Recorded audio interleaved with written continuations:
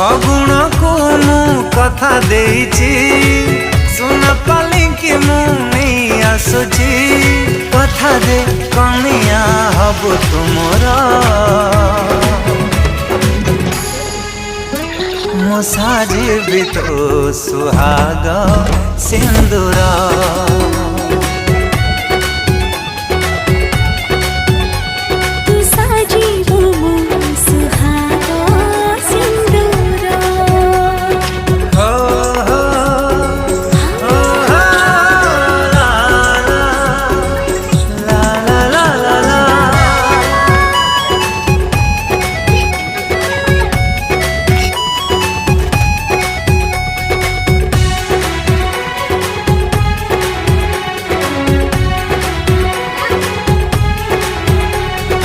आखि खोली जेबे चाहे दे